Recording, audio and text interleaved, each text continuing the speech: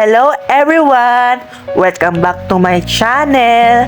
For today's video, nagbabalik ngayon ang iyong lingkod si Jency Rings. So ngayon, ang tuturo ko po sa inyo kung paano nga ba gawin ang netball pass. Kung ano nga ba ang type ng netball pass.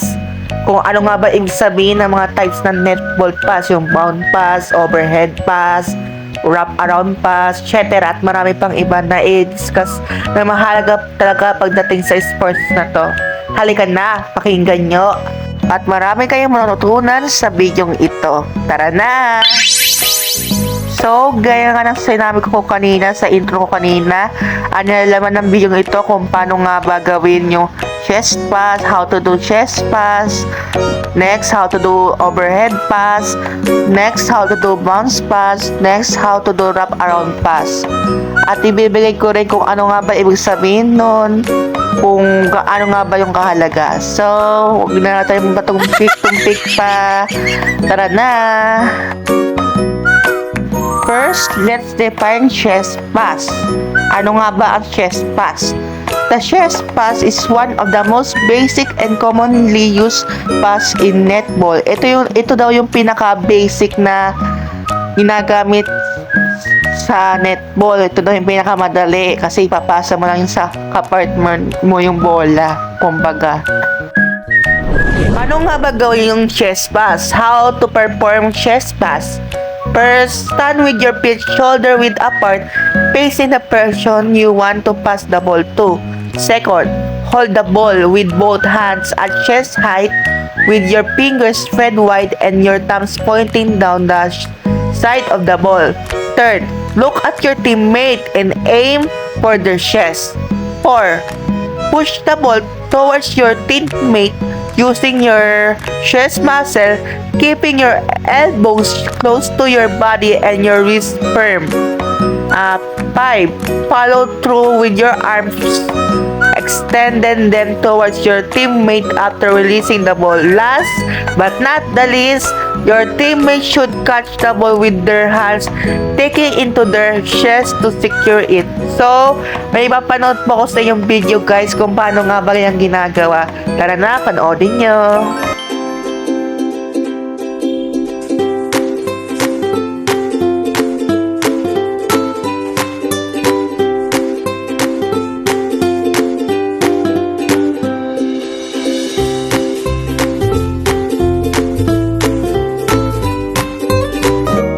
Next, what is overhead pass?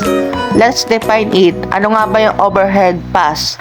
The overhead pass, also known as a loop pass, is a technique used to pass the ball over an opponent's head to a teammate. Kilala rin to sa tawag na loop pass. Yon. Paano nga ba gawin yung overhead pass? How to perform overhead pass? First, stand with your feet shoulder width apart, facing the person you want to pass the ball to. Second, hold the ball with both hands above your head, with your fingers spread wide and your thumbs pointing down the side of the ball. Third, look at your teammate and aim for a spot above their head. 4. Push the ball upward towards your teammate using your fingertips, keeping your elbows straight and your wrists firm. 5. Release the ball with a flick of your fingers, allowing it to arc over your opponent's head. Last, your teammate should catch the ball with their hands, taking into their chest to secure it. So, para mas lalo nyo maintindihan, may papanood po akong video kung paano nga ba gawin yung overhead pass. Tara na!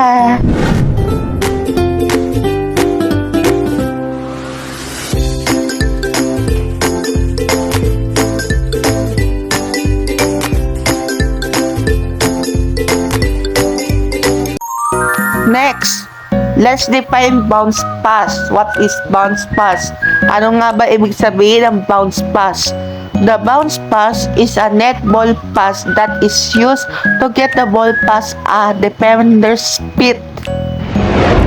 So, paano nga gawin yung bounce pass?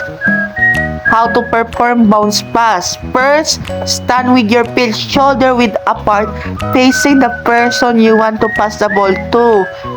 Dapat lagi ka nakaharap sa kung sino ba yung papasahan mo ng bola. 2. Hold the ball with both hands at waist height with your fingers spread wide and your thumbs pointing down the side of the ball. 3rd, look at your teammate and aim for a spot on the ground in front of them. Kumbaga humanap ka ba ng siyempo.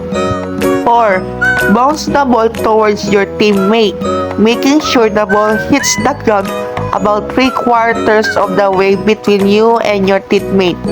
Last, your teammate should catch the ball with their hands, taking it into their chest to secure it. Dapat sa loob mismo ng ka-teammate mo yung bola para ma-secure na mula sa kalaban nyo, kumbaga.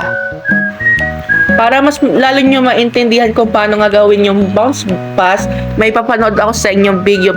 Panoodin nyo na mabuti para masundan nyo yung steps.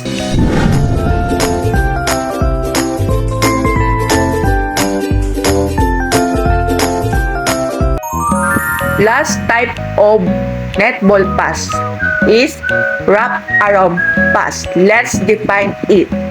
The wrap around pass, also known as a B-pass, kilala rin sa tawag na B-pass, is a technique used to pass the ball around a defender.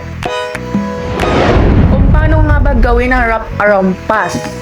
Here's the step. First, stand with your feet shoulder width apart, facing the person you want to pass the ball to. Hold the ball with both hands at chest height with your fingers spread wide and your thumbs pointing down the side of the ball.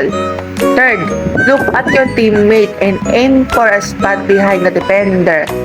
4. Step towards your teammate with your outside foot. Create a B shape with your legs. Dito na yung gagawin mo yung B shape. 5. Swing the ball around your body and release it towards your teammate, aiming for a spot behind the defender. Hanap ka ng siyamba. Last, your teammate should catch the ball with their hands, taking it into their chest to secure it. Yon. Para mas lalo nyo maintindihan kung paano nga ba gawin yung wrap around pass, kung ano nga ba yung step nito, may ipapanood po akong video at sana maintindihan nyo po.